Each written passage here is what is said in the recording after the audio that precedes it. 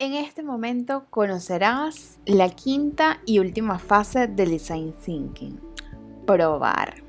Hasta ahora nos hemos paseado por las necesidades de nuestros usuarios, hemos tenido la posibilidad de ordenar las ideas e incluso de soñar en grande, de establecer cuál es el camino para poder resolver la necesidad que pueda tener nuestro usuario, nuestro comprador, nuestro cliente.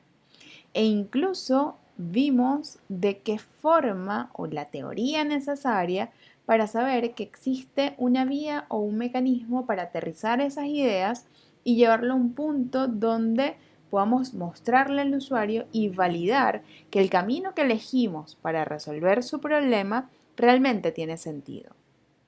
Ahora bien, en nuestra última fase, que es la de probar, también es importante tener algo en nuestra mente. Iniciar con el hecho de que podemos fallar. En esta parte está no solamente permitido fallar, sino que es deseable. ¿Y de qué estamos hablando?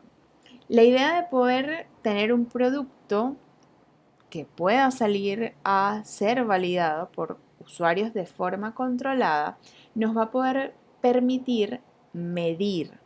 Medir cuál es la reacción ante este producto o servicio, que por cierto, recordemos que puede estar en papel, en una maqueta, puede estar incluso en plastilina, como hablamos en el capítulo anterior, y que nos va a permitir identificar si realmente es capaz de resolver la necesidad de nuestros usuarios.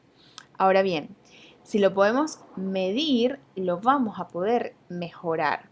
Y el hecho de poder identificar qué cosas no están bien de nuestro prototipo nos va a poder hacer identificar cuáles son esas mejoras que le podemos agregar, de modo que al momento de construir un producto un poco más robusto y que sí pueda salir incluso a la calle, pues tenga la posibilidad de cubrir todas esas brechas que previamente pudieron haber sido identificadas por las personas que están en este caso validando nuestro producto. Si lo podemos medir, lo podemos mejorar. Y debemos saber que esto no solamente aplica para proyectos, para productos, para servicios, incluso para amores, aplica para todo en la vida. Si podemos cuantificar qué es eso que está ocurriendo en este momento y cuáles son esas características que hacen que tenga un resultado final, tenemos la posibilidad de mejorarlo. Una persona cuando tiene temperatura alta. Si no tenemos un termómetro que nos permite identificar qué tan alta es esa temperatura, pues definitivamente no vamos a saber qué medicina tomar. Lo mismo ocurre para este tipo de casos. Existen muchas formas de fallar, pero lo importante es, en el caso de metodologías ágiles, que tengamos la posibilidad de fallar temprano, de fallar con bajos costos y en ambientes que son controlados. Recordemos el capítulo anterior que hablábamos de que la perfección no es un elemento que debe estar incorporado a la hora de hacer un prototipo. Necesitamos hacerlo simple pero entendible a nuestros usuarios, y eso implica que lo vamos a poder desarrollar, diseñar, dibujar o llevar a un elemento físico de forma temprana. Tiene que ser sencillo, tiene que ser simple, tiene que ser a bajo costo, por lo cual si nos equivocamos, pues no se habrá perdido mucho. Al contrario, tenemos la posibilidad de ganar no solamente en experiencia de haber desarrollado este producto, sino que vamos a ganar en poder obtener realimentación de esas personas que nos van a dar justamente esa impresión sobre si resuelve o no y de qué forma lo resuelve además el problema que identificamos en las fases iniciales.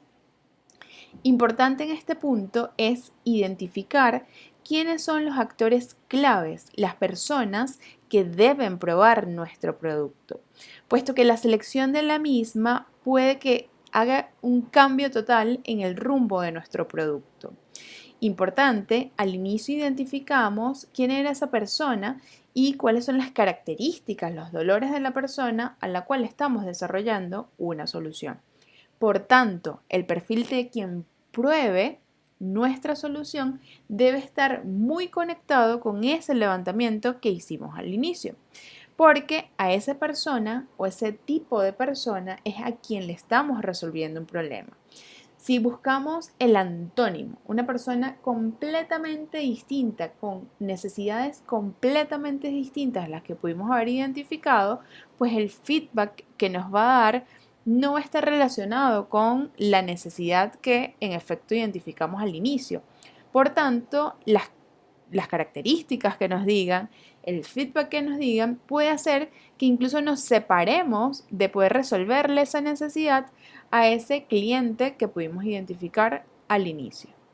Importante saber quiénes son nuestros early adopters, nuestros compradores tempranos, quienes van a adoptar la solución que estamos diseñando de forma temprana, quienes pueden pagar además por ella, en el caso de que estemos desarrollando un producto pago, pero además quienes conecten con la misma necesidad. Importantísimo, antes de que alguien pruebe, poder validar que en efecto sean personas con la misma necesidad. Todo esto, más allá de parecer algo muy pero muy empírico, debe tener una estructura. ¿Cuál es el método que utilizamos a la hora de probar? Primero debemos tener una hipótesis, es decir, creemos que algo ocurre porque hicimos unas preguntas previas, hicimos un ejercicio inicial con esos usuarios o potenciales clientes. Entonces debemos tener en mente algo que creemos que ocurre de esa forma. Al tener clara cuál es nuestra hipótesis, sabemos qué es lo que vamos a validar. Y vamos a validar que justamente la solución que hemos diseñado pueda resolver eso que creemos que tiene nuestro usuario como dolor. Y que al menos en una fase inicial, en un primer ejercicio de empatizar, pues usuarios con esas características nos dejaron saber ciertas características e incluso ciertos dolores que estaban relacionados con el problema. Lo segundo es saber a través de cuál instrumento vamos a recopilar la información. Por ejemplo, si vamos a hacer entrevistas directas con los usuarios, si vamos a utilizar un formulario que le vamos a hacer llegar a las personas que puedan testear nuestro producto, que puedan probar ese prototipo que acabamos de hacer. Y adicionalmente necesitamos tener indicadores. ¿Cuáles son esos factores que nos van a decir que en efecto nuestro producto va a ser exitoso? ¿Cuáles son esos indicadores que me van a permitir conocer si voy por el camino correcto, si debo iterar o si de alguna forma voy por el camino correcto, pero la forma en cómo lo pensé necesita tener ajustes, incorporar funcionalidades o incluso hacer cambios sobre las que ya existen? Si tenemos entonces definidos cuáles son esos indicadores, nos podemos centrar también a identificar cuáles son las preguntas correctas que les vamos a hacer a esos usuarios a través de los instrumentos que ya previamente definimos. Como resultado final, tenemos la posibilidad de iterar sobre nuestro concepto inicial, sabiendo que no existe un único camino para resolver un problema.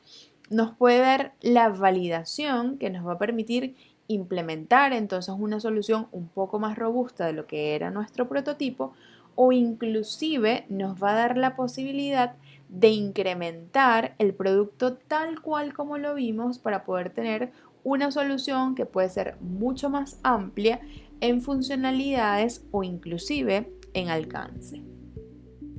En Eduverso, aprende, crea, transforma.